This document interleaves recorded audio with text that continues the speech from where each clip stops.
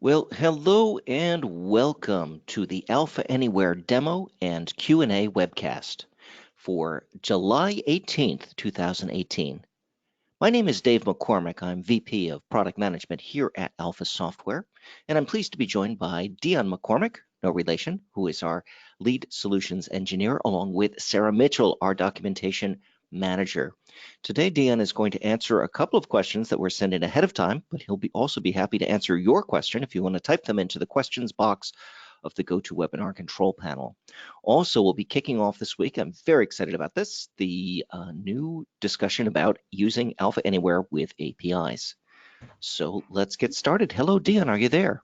Yes, sir. How are you doing today? I'm doing well, although hopefully I'm not rusty after being away for a couple weeks. So, I you know. know We how got to that goes. re-exercise those muscles, those how to annoy as many people as quickly as possible muscles. So Excellent. that I've never just goes passed you away. over presentation control, and I can see your screen. Excellent, excellent. Well, thank you very much. Let me put my status here. Do not disturb because we have everybody Exactly. there.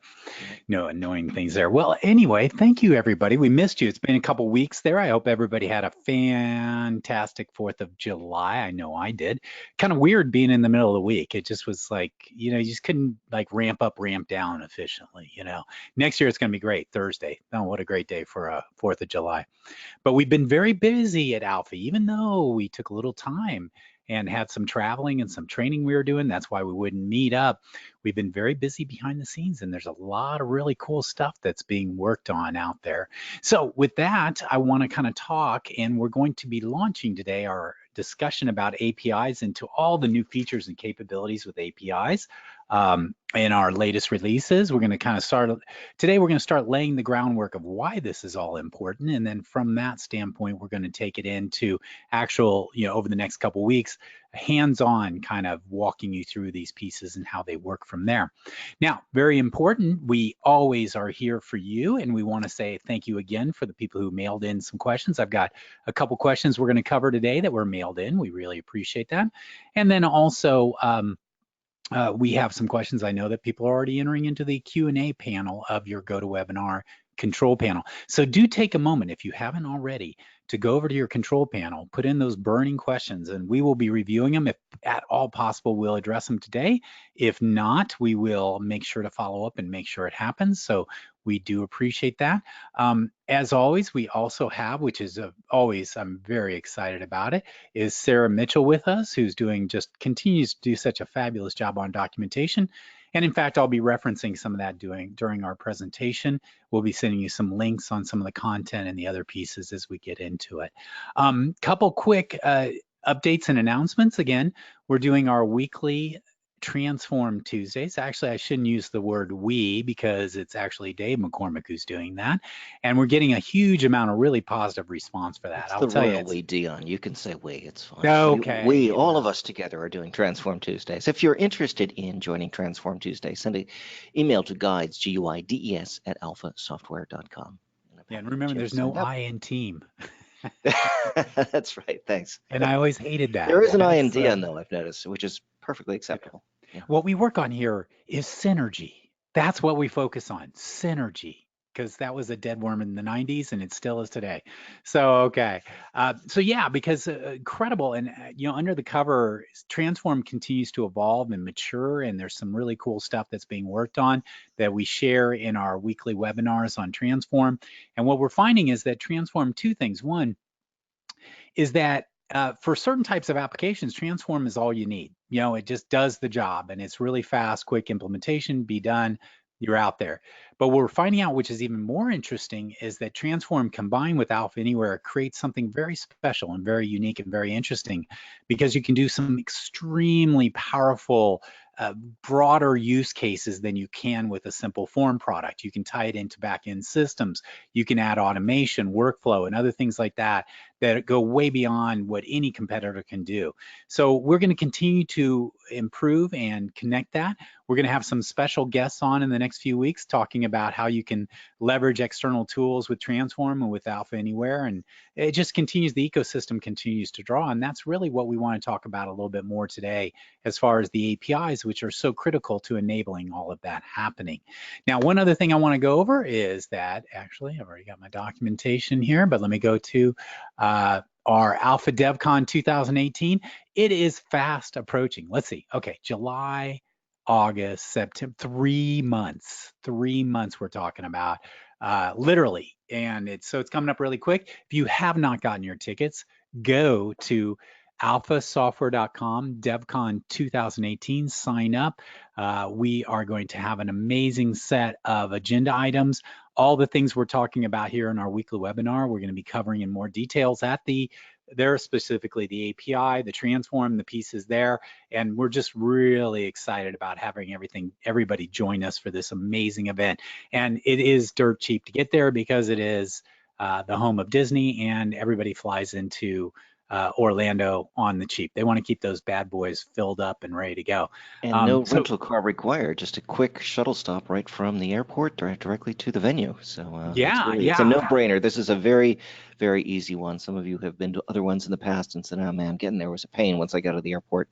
Not this time around. Plus, we made it a little bit shorter, so it's a little bit easier to not have to take off an entire week just to see one of our conferences. Yeah. And, I would use the term, and bear with me, cheap bastard, which is me. I'm talking about myself there. But I like to call it frugal. No, it's actually, what we find is this is going to be very cost effective. Get in, get the information, make the contacts, and we're very excited. I think this will be a very good model for us going forward in terms of how we can deliver the maximum value that you can get out of the DevCon with the minimal amount of hassle, the minimal amount of logistics, and at the best price in the market. So go there now, register. You just click on the register now. Takes you right into the register page, and you can go through and register the different trainings that are available, and you'll be ready to go. And it's going to be an amazing event. So we look forward to seeing you there. I was just actually with some clients. They signed up last week because they were like, we got to see more of this. It was after my training. They were very excited about how they could take that next step to dive in and meet other developers and really build their relationships from there. So with that, I'm ready to go into our subject matter to today, which we're going to start the year of the API.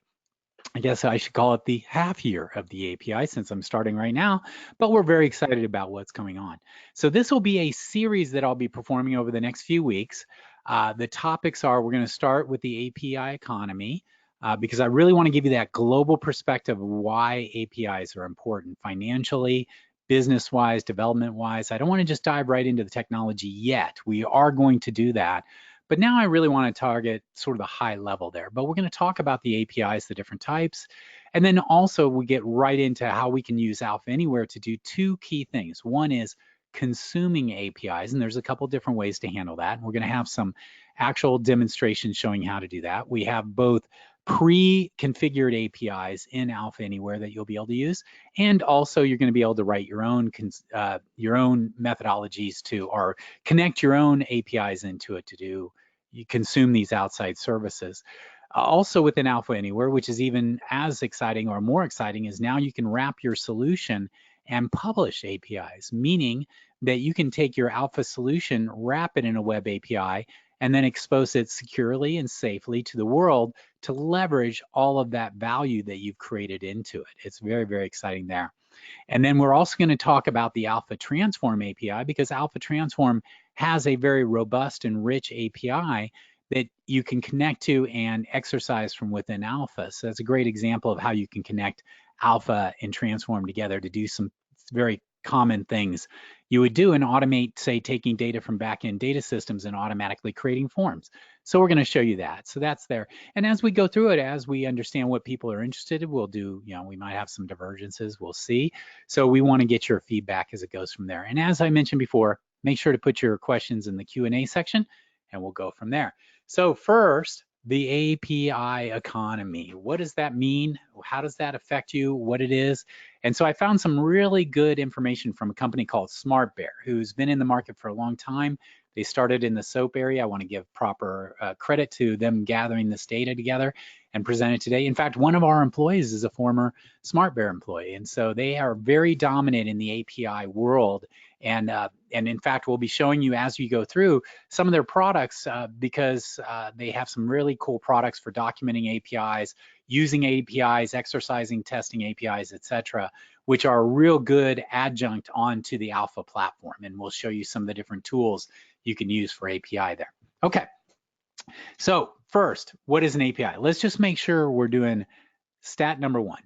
It's a set of functions or procedures used by programs, computer programs, to access each other. So the idea behind it is an API is a way for different computer systems to talk to each other safely, securely, and in a very strong type manner, meaning that there's a very good understanding of what happens in there that allows you to then interact and have these systems work together to produce more value.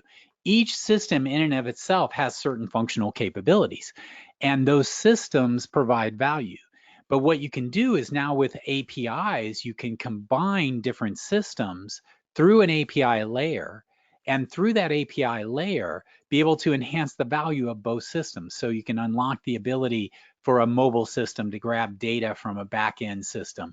You can enhance a back-end system with another back-end system to increase the capabilities. And those are some of the demonstrations we're going to be doing down the road, is showing you how with Alpha you can connect out through an API and bring in and utilize outside functionality in Alpha to enhance what you're doing inside Alpha in a very simple and straightforward way. The other thing that's cool about an API, and this is very important, is that this concept of systems working together goes back forever. I mean, you know, really, they've always done that. But the problem was always this: how do you interact between those two systems? Now, originally, for instance, people would say, okay, I built a system and here's my database structure. And now you can connect my database to read data in and read data out and interact from there. So this system, we always had a way before web APIs to be able to connect to backend systems and talk to them. So first it was like, okay, here's my database. You can read this database and you know, don't touch these tables, only touch these tables, and be able to do that. And you could do that. And then we had client server, where you could do that in a client server system, where one system had a database, and then through the network, you could connect to that one there. And that worked. But the problem was it was very rigid, it was very complex, and it was prone to failure because you were at a deep level within that database. So if you started changing the database structure, you ran into a lot of problems in there. So they started to say, well, what we want to do is create an API or a layer around my system where people can call that API to get access to that data, but they're not actually talking to the data directly. So when this system is calling, it's not actually reading the database, although the data that they want may actually be in the database over here. And that provides an API, an application programming interface, to be able to have this system talk to this one. And the beauty of that API, and we'll talk about this more as we get into it, and especially when we talk about how Alpha can publish APIs and the power it gives you, the real important thing about that is that if I need to change something in my database, I can do that. And as long as I don't change my API, this system doesn't have to worry about my database. So you immediately get a huge amount of maintainability capability, meaning I can go in and change this system to my heart's desire behind it. Maybe I found a faster or better way to store my data, but I don't break everybody trying to touch that data directly. Now, the other key is that we talk about, there's API, which has been around forever. You've had APIs in desktop software, etc. But we're going to be really talking about the web API common, because now the cool thing is you can take that API, publish it, and people through the internet, through the web, can connect and do this kind of transaction between two systems.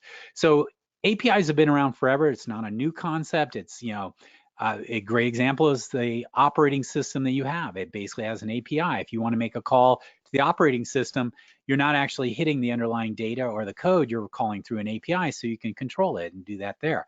But when we start talking about web API, now you can have dissimilar systems across the web talking to each other in a very controlled, safe manner, and it's very powerful.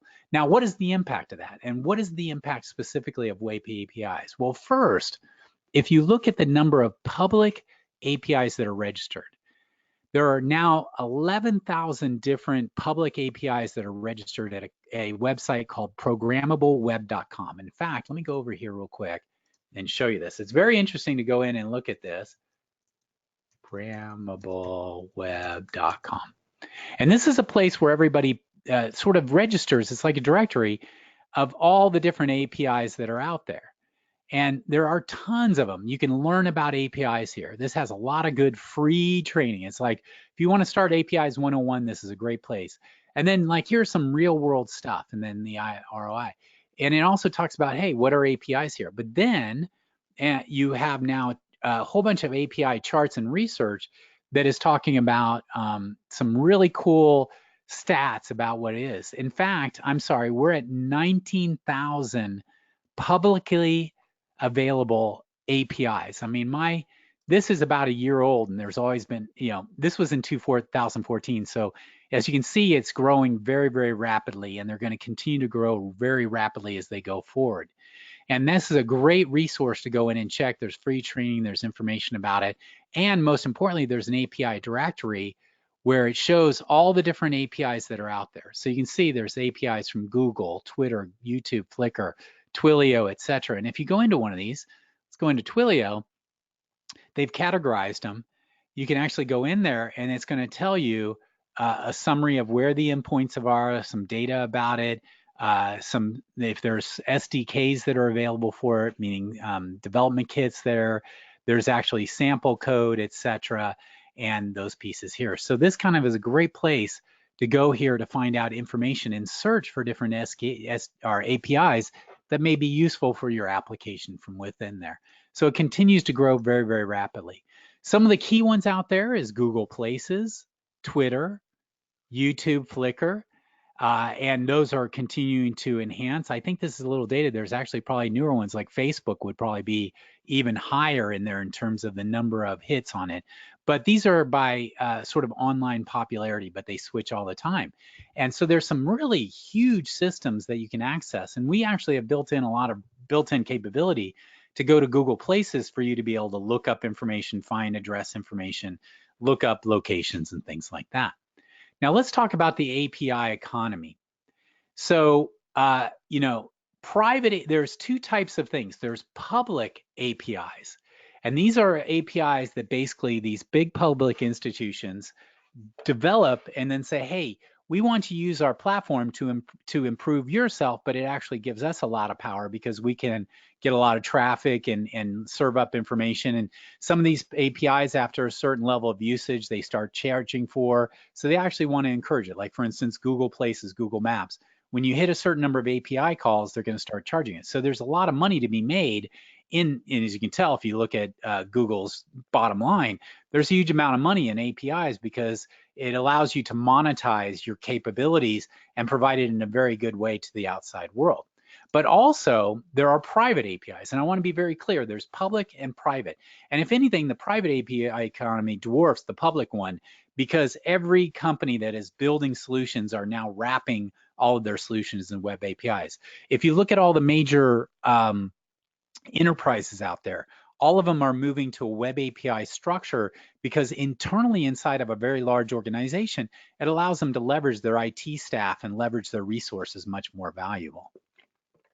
Now, the way the private API is that it's not public, so you have to be given kind of the secret keys and code, and it's not widely available.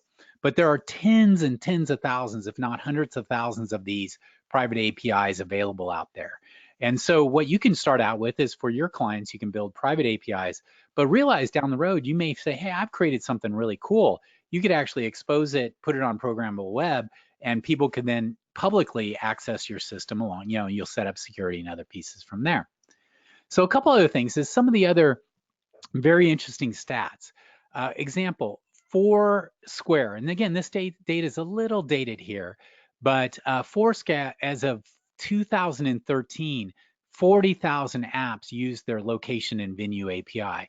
Now, if I were to get those numbers for Google Places, which has really supplanted Foursquare, you're talking about hundreds of millions, if not a billion hits per day. You can see at this time, this was 2013, so we're talking about 5 years ago, they were getting 75 million hits a day through their API. And the companies that were using them were like Instagram, Evernote, Waze, and stuff like that. What's very interesting too is a lot of these companies, like example of that is the Uber, they used to use Google Maps, but then their cost to those guys got so high, Uber actually went out and developed all their own mapping technology so they didn't have to pay. It was cheaper for them to develop the data themselves than doing it. Apple, for instance, Apple Maps, they've been developing their own mapping internal stuff because, again, very valuable for the company that have that. Another great example of them is Salesforce. They made a $1.5 billion in this time frame from selling APIs, meaning they had an API and then they would charge people to use that API. Expedia, and I'm sure these numbers are much higher now, is talking about $1.8 billion from selling APIs for people to hit, for instance, Expedia, and get access to hotel information, flight information, etc. So again, I really want to stress that APIs are going to do two key things for you.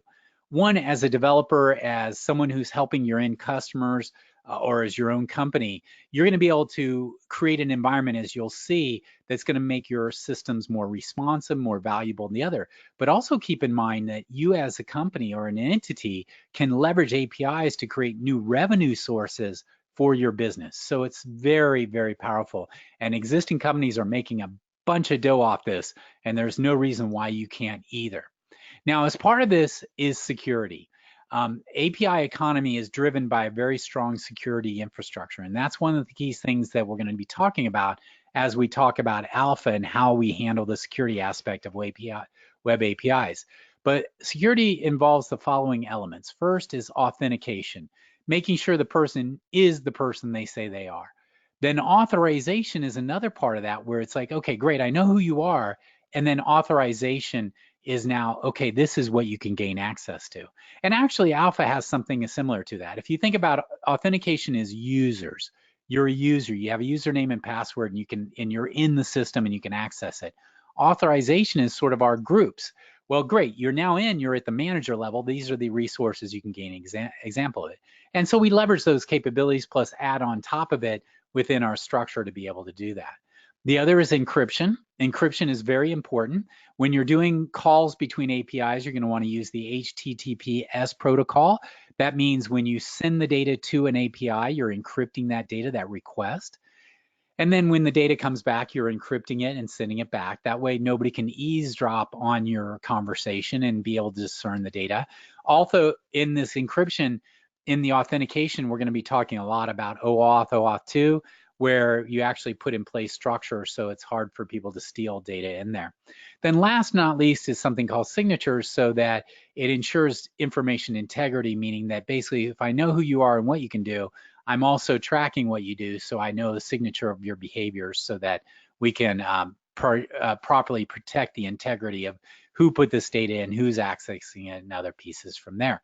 Now, I want to go back here real quick. Oh no, I'll go through that next. So you'll see that one of the key drivers of APIs has been the social media. For instance, Facebook, Twitter, all those tools there. In fact, you've seen in the news, what was the company called? They were for the last election set, they were kind of abusing the data. They put things into Facebook. Cambridge Analytics, I believe. That is Cambridge Analytics. And it's those people in Boston that are always causing problems. That's all I want to say. It was the other Cambridge, fortunately. Oh, I thought it was the Boston. The one in the UK. People. Yeah, I know. I still don't trust those people over in Cambridge, Boston. Something about them. They're too smart. That's wise. But anyway, they were using the API to access social media, in this case, Facebook, and they were making money off of providing services outside people. Now, they obviously abused it, which is, again, when we go back to signatures, finding out what people are doing with you, you're going to make sure there's a lot of logging in there. But social media has really driven the use of APIs because it's so valuable from a marketing, sales, just data scientists, etc. There's so much data in these social media platforms. It's incredibly valuable. And through these APIs, it allows you to access it. But do not dispel companies like Oracle, SAP, Salesforce.com. They have these huge ERP systems, and what they want to do is allow their customers to leverage up. So there's a big push on that. If you'll notice, like especially Oracle, they've been making the transition, like Microsoft, to move over onto the cloud and make cloud-driven parses. But the key part of that move is also developing and maintaining web APIs so that these cloud resources are available. I think what was very interesting, I think everybody saw the notification yesterday that our friends at Walmart just signed a huge deal with Microsoft, that they're now going to be using more and more Microsoft cloud platforms. And what's really important about that, and I should bring it up, if you go look for it, actually, let me do that because it's very fascinating. It really is driven by web APIs. That's why I'm talking about this, but I'll go, it's Walmart and Microsoft. Let me see if I can find the article. Okay, so they're teaming up to take on Amazon because Amazon's the big dog out there. There's a bunch of articles on this, but what's very interesting on this, and I want to try and find where it is here. Oh, you know what? I'm going to go to my Tech Meme. That's where I go. Tech Meme is a good website that talks about all this stuff. They got pushed off the thing because Google got a $5 billion bond. But okay, no, that's launching the subscription server. So let's see. Okay, where is it? Where is it? I'm sorry, it's detour, but this is very interesting in terms of what's going on here. We go down until we find Google. Man, a lot of it has happened in the last couple of days. Well, I'll go back to this one. Here is the interesting part about it, and this is why web APIs is so valuable and so powerful.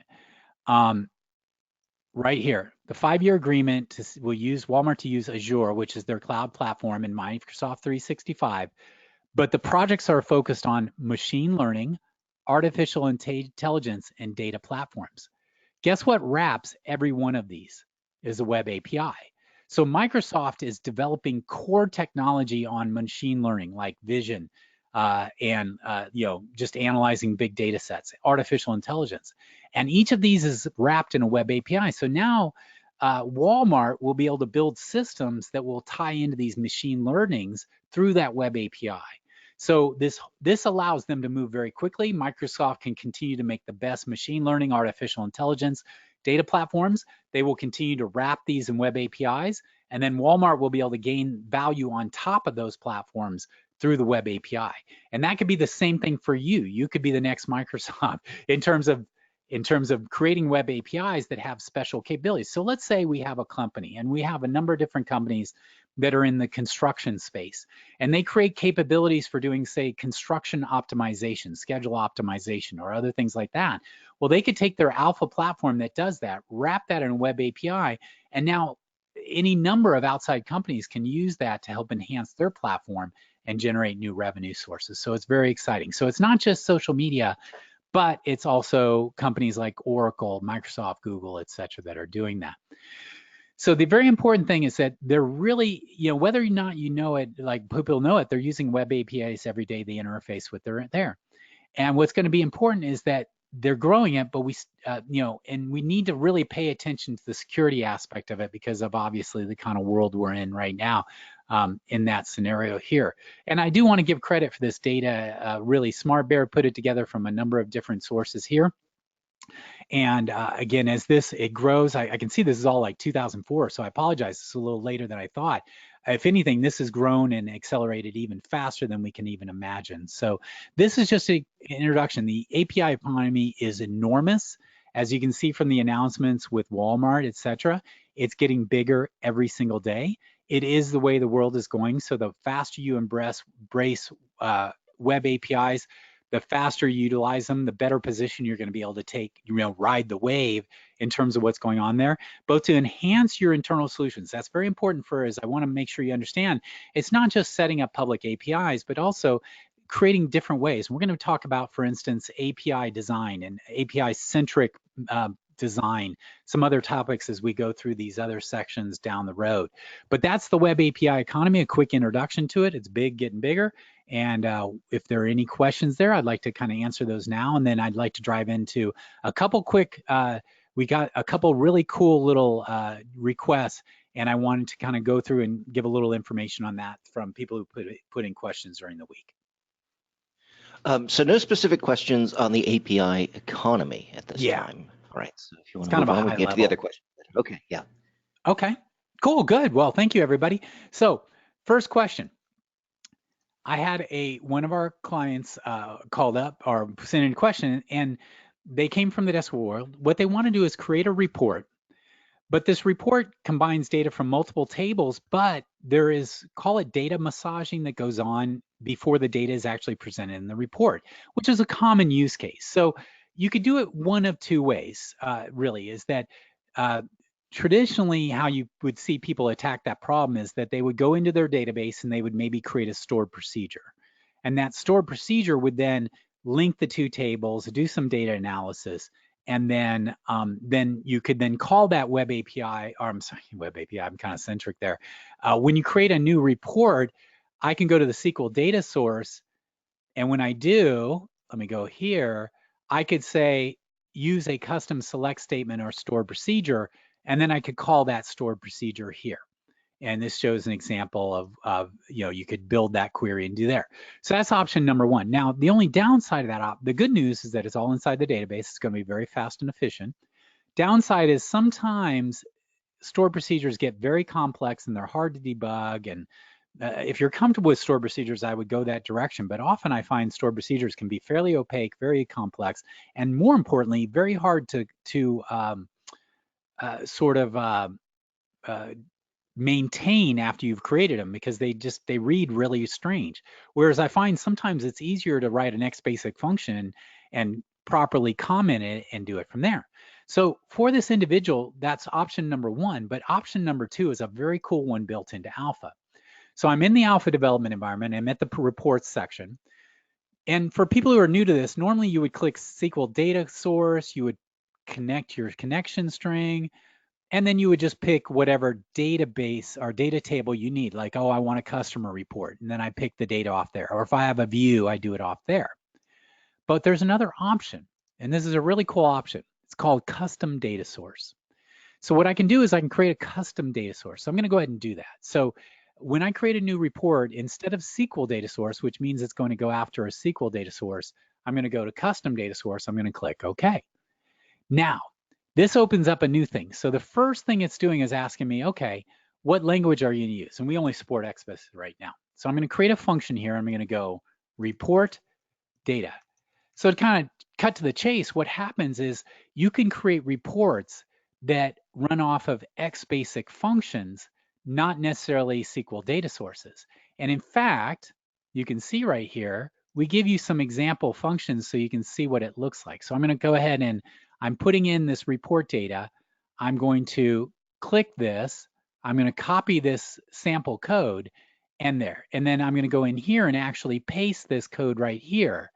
So you'll notice I could have put in a function that I've already defined in my system, like an Xbasic object. But in this case, I'm going to go ahead and take this little report and put it right in here. So basically, I have a script now that will create and emit delimited information that I'm going to use in my report. So basically, you just create an Xbasic function that spits back delimited data, and then you can use it from there. So I'm going to click OK. And by the way, we can pass in arguments that can be used in the Xbasic code. So if you want to make this parameter driven, you could pass in arguments, and then the Xbasic in here, you could read those arguments and use them to filter your data. So in this report, you could actually call 3 tables, you could combine together, do those things from there. So now I'm going to click OK. And now I have my report, and check it out. I'm done. You'll notice that, and I'm going to go back and show you the code in a few moments to explain a little bit more. But in the code, I'm basically returning 4 columns: name, date of birth, married, and notes. And so now when I'm in the report development environment, I don't have to know anything about that Xbasic code. I basically have this, so I can say, oh, I want my report to have name and date of birth. And I'm going to do a quick preview. It runs that Xbasic function, and here's the data that comes back to it. So the beauty is now I can use all the power of our Xbasic report writing tool, or not our Xbasic report writing tool, but our standard report tool. And this works for table layouts, freeform, or quick reports. But I get the power of being able to massage that data to manipulate it before I see that report. So let's go ahead, and I'm going to call this custom data source QR is the name of the report. So there. So let's go back in and look real quickly at the custom data resource. And I want to talk about this. And I was very happy for the person who gave me this question. For one thing, been wanting to show this for a while. But two, there's something really cool that's going to tie into the web API world. So I'm going to go ahead and go to my report. So I have my report here. So if I run it, I can just, boom, it's going to run that function and give me my data, and I'm going to be able to use it. Now, if I want to, I can right click on this. I can go edit data source definition, and then I can go in here and edit my code right here and be able to edit, because I've basically embedded it.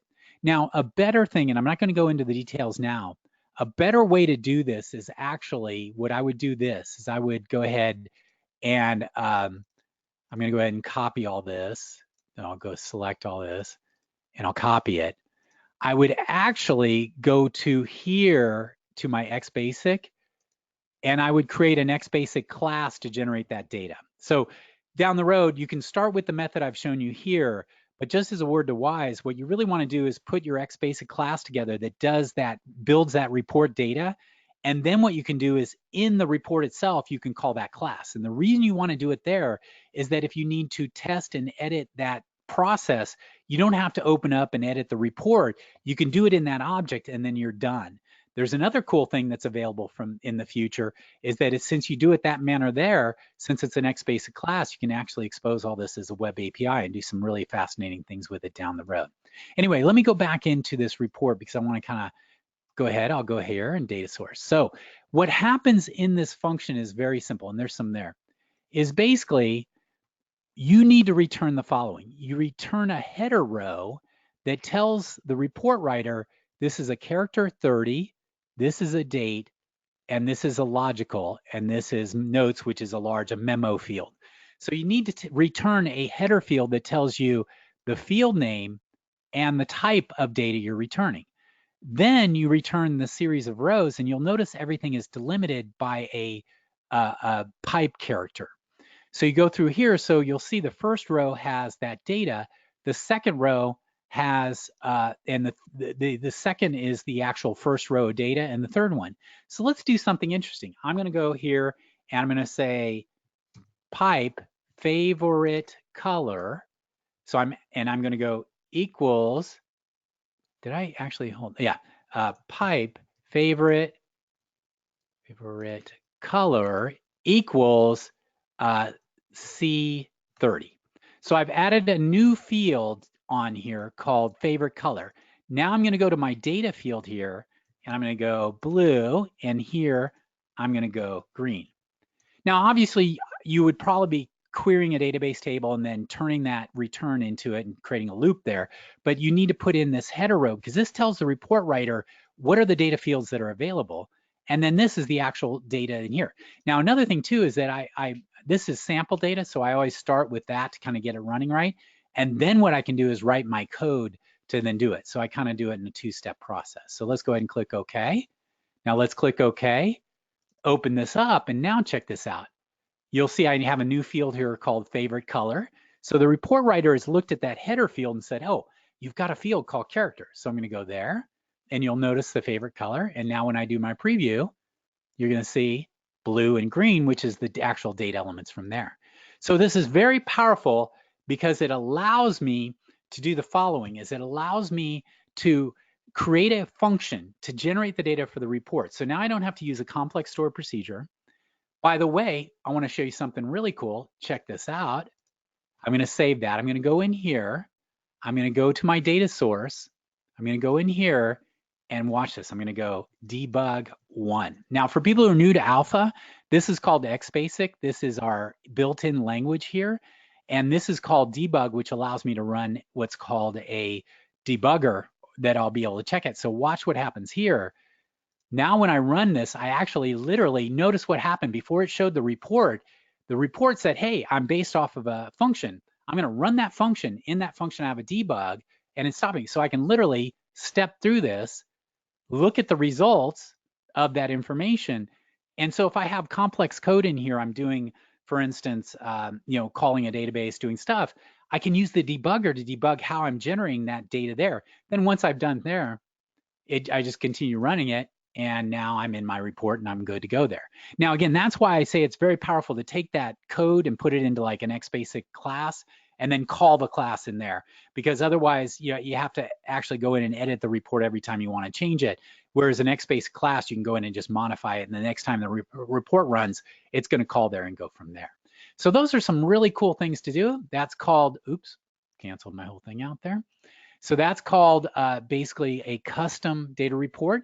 Actually, let me go ahead and do this real quick. I have a fabulous article that I'm putting in the chat window that has been done by Sarah. That's the super duper magic link to reports custom data sources if you'd like to do some more research and look at it there. So that was question number 1. Okay, so question number 2, and this will go a little faster here. I had the second question come in. A customer had created a grid, and this grid showed a set of fields in a table. So let me go ahead and create a real quick grid just to kind of show you what conceptually what's going on here. And I'm going to go quick because I want to get some other questions in here. So, but that's one of the benefits, the people who send in their questions ahead of time. Ask early. Yep. Okay. And fields, and I'll go here. So I'll go grab these nice fields. So I've got a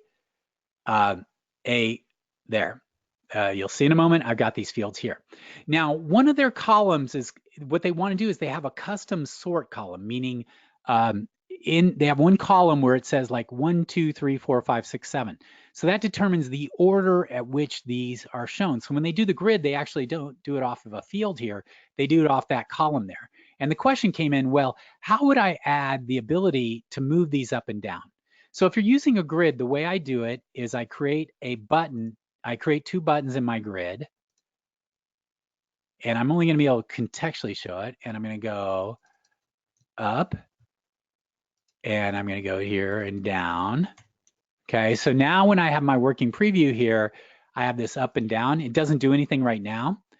And then what I do is in the up and down, what I do the following. Now, the way that works is they have a column here that is a numeric column that shows the sort order. And then they've sorted this query so that it shows it in order. So the idea is when I click the up button, if I'm on like this second row, I actually want to change this first row to be like 2 and this to be 1 and refresh the grid. So what they need to do in that case, and the way I handle it is on the on-click event, I do an AJAX callback, and then I give it the row I'm on. And then in the Xbasic callback, what I can do is look at in the database, I can say, okay, what my row number is, like number 3, I'll go find number 2, I'll change that to 3, and then change mine to 2. So there's a little Xbasic coding that goes on from there in there, because I have to look at and modify not only the row I'm on, but the row that's next to me. So if I'm going up, I need to look at the next one higher and swap outs there. And there's really no way I've found to do that. You could do it with JavaScript in the grid itself, but that probably could be, you could probably do that. And in fact, you could do that because you can get what row number you're on, look at the next row, modify it. But I do it through an Xbasic callback because what I'm doing is updating the database, and then I say refresh the grid. And when I refresh the grid, what will happen is that grid gets resorted. So after I click this up, I say, okay, click up, run the callback. It changes this row's sort order, this row's sort order. Then I do a refresh, and then instantly it looks like these have swapped each other.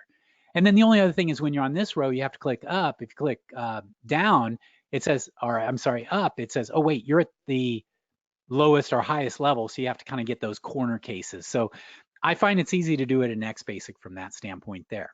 So again, what you do is add a button, do an Xbasic callback that then looks at the row I'm on and the row next to me, swaps their values, and then does a refresh of this grid to then refresh and show them from the view. Now, the other option you can do is the following, which is actually probably a little bit more intuitive for your users and more powerful, but it really doesn't work in a grid. If I create a new UX component, in fact, I think I have a UX component already. So let me go ahead and do this. And let me do a working preview here. Okay, so I have a list here that's going against my customers. What I can do, which is really powerful, once this stops refreshing and loading the data, okay, I can go into my list control here, and I can go to my list properties, and I can find, and I'll do my search here.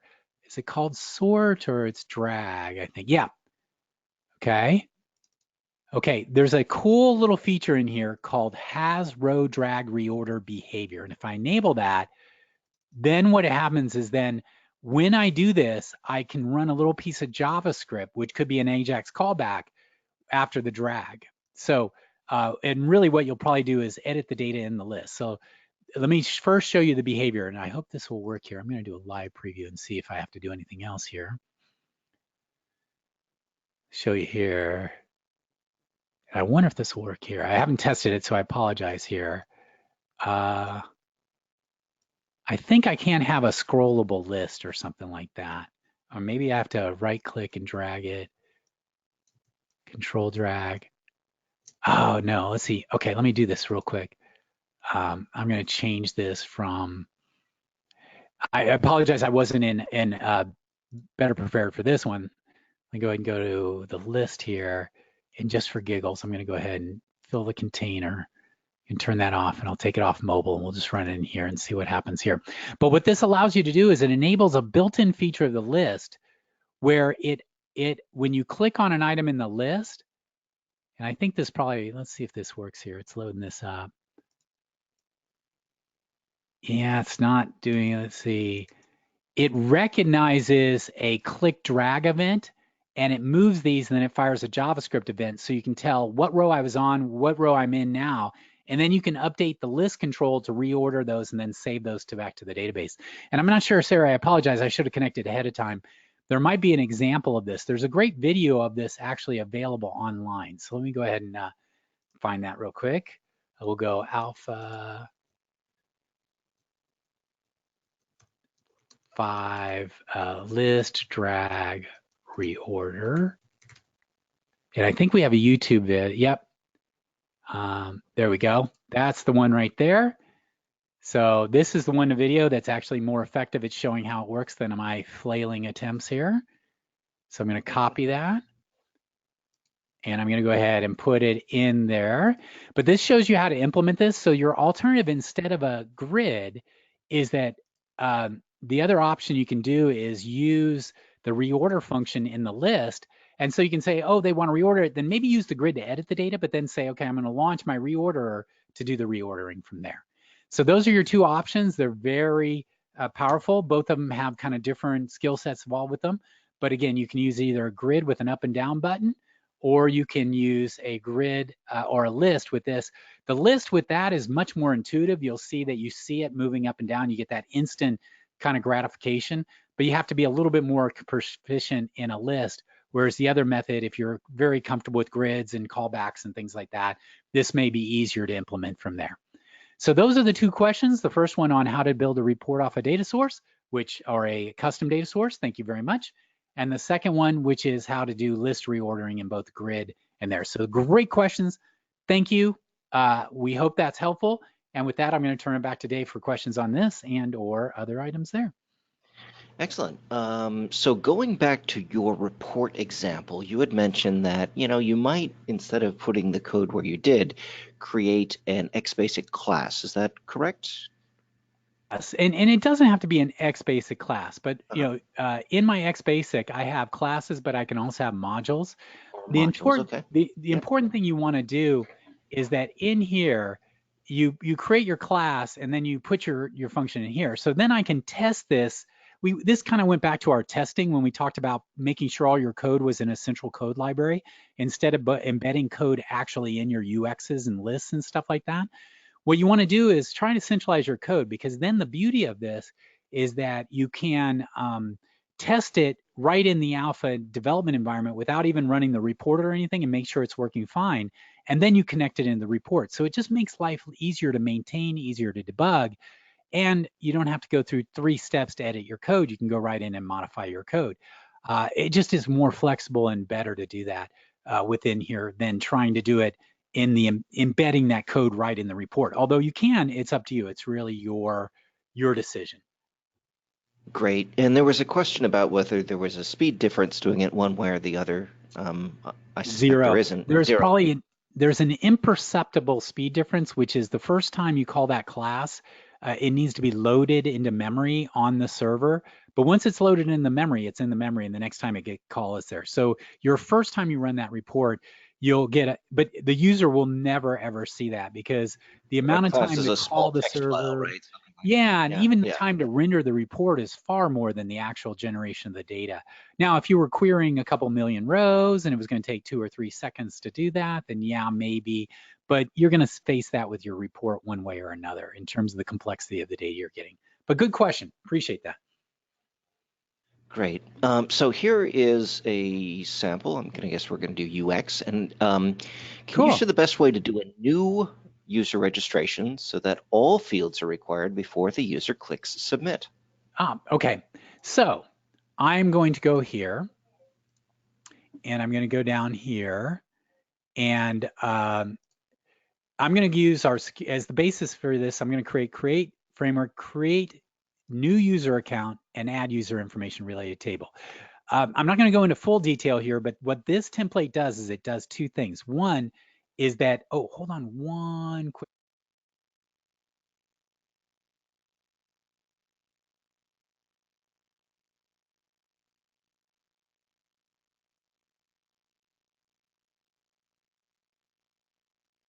Sorry, there's a little background noise. Wanted to limit that. Sure.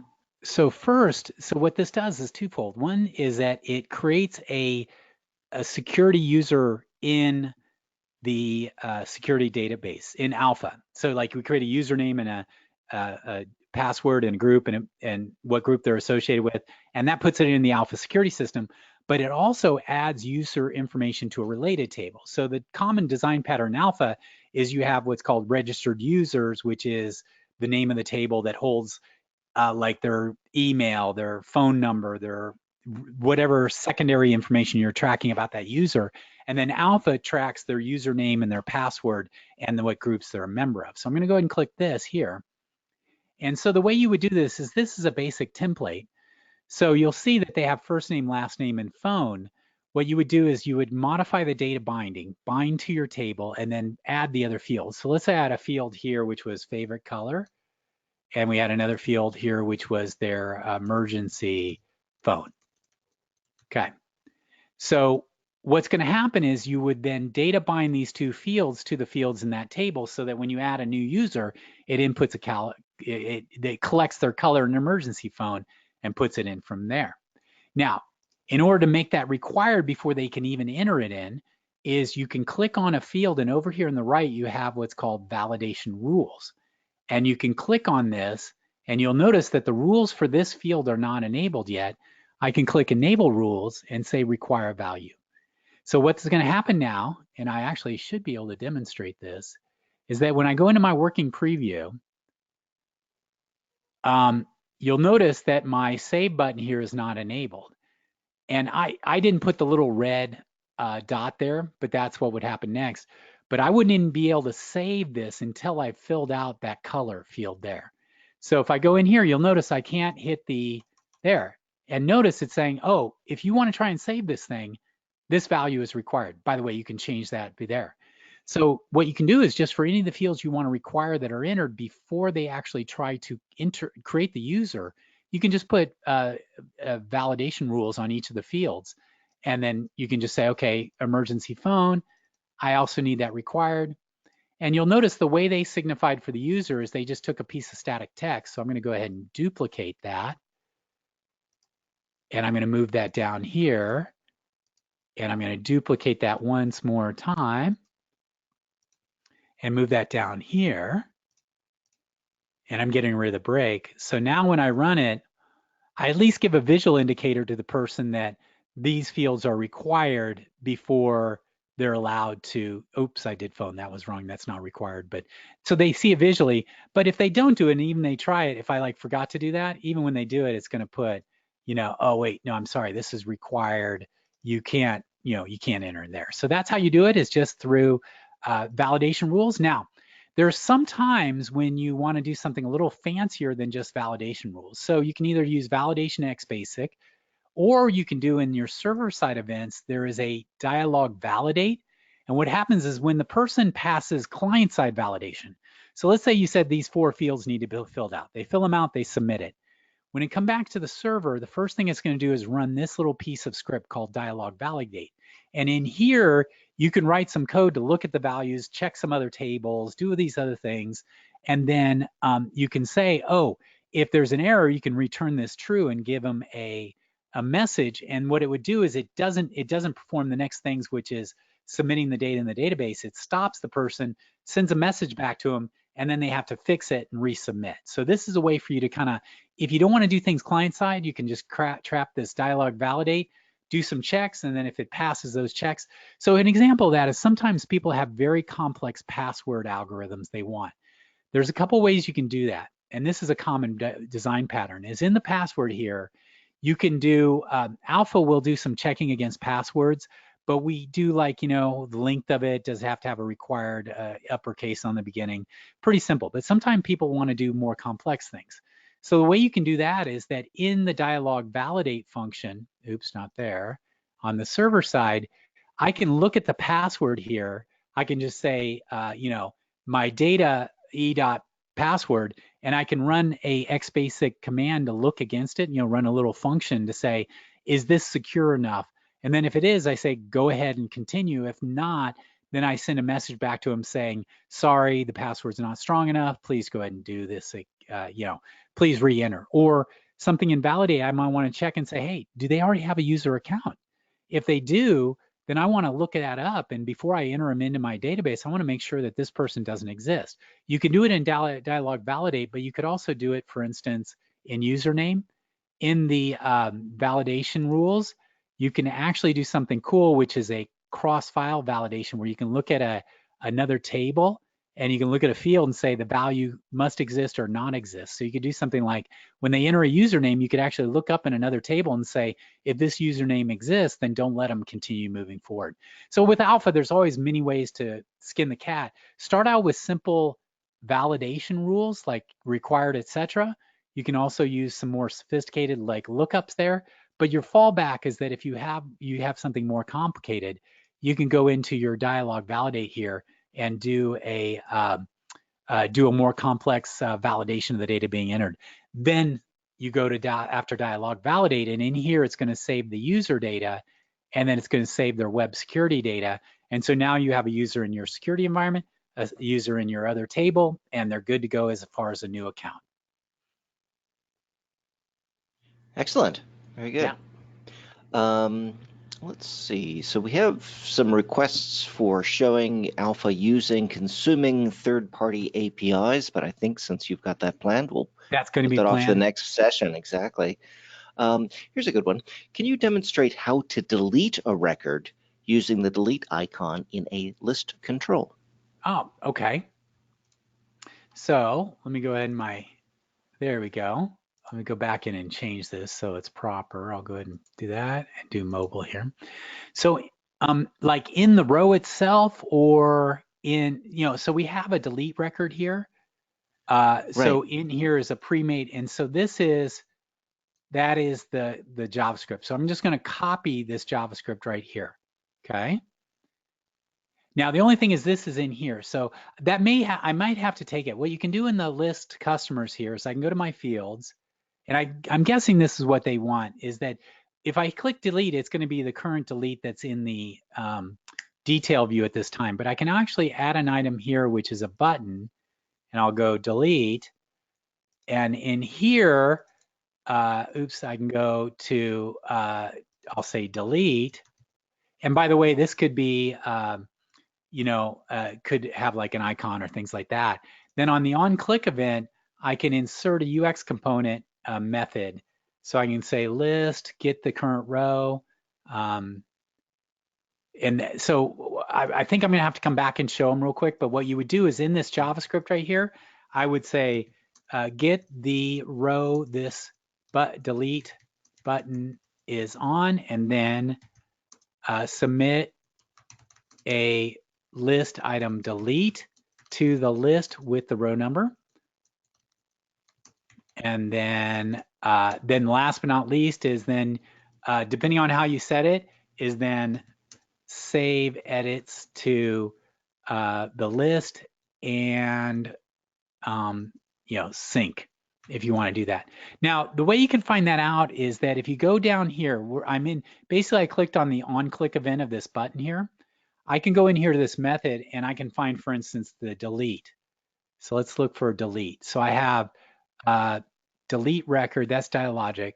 Okay, list object delete row. So I'm going to copy this example here and I'm going to put there. So that's the code here where I grab this and then I say, in this case, I'm putting up a prompt, no false. So it's going to delete the current row in the list. And I'm assuming that when you click on this delete button, it's selecting that row, but you'd want to double check that. Sometimes it doesn't set that as the current row. But let's give it a try. Let's see what happens. Let's go ahead and just do that here. And by the way, it needs to be this. These are comments in there. So this might be easier than I thought. So I'm going to go here. I'm going to go to my list field, my list layout here, and I need to be able to put in that date. So I'm going to just make this real simple. I'm going to change this back so it looks, just so we can do this quickly before we run out of time. Column, go to my column here. I'm going to go right here. I'm going to just put in the customer code and the delete button. So now when I do a preview, it's going to look like this. Not very mobile friendly, but you know, it's there. Oh no, did I screw that up? I didn't save that, did I? Oh my gosh, I'm rushing too much, sorry. Let's give this a try. I'm gonna go here, delete, click event, put in here. Oh, you know what? I think I have it on. There we go. Click OK. Go to my list properties, make it a columnar. Where is that? There we go. Go to my list layout, get rid of all of them, just add customer code and delete. Now I'm going to click OK. Always very important. Little hint. Expert tip. Click save. Okay. So I'm going to click here. And I wonder that's not, I might not be providing the right delete to that. So I'll look into that, but that's the basic profile, is that you just omit that and then that will delete this row. Alternatively, if I'm on a row and I go here, we already have a delete button, so you can just click delete record and then it would delete that record. It gives you a little prompt. This is built in. Say yes. And notice the record is marked for deletion here, but this hasn't been deleted until you sync it. So it's been, you know, so again, if you're offline, it's not going to delete the record till you sync it fully and get it synced up from there.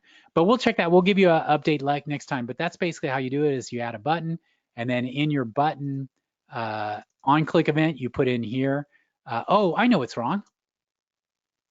Might help to actually point at the list I want to delete it from. Notice what happened is I pasted in, and this has list one. Well, list one doesn't exist. It's called list customer. So now let's go ahead and click this, do work in preview.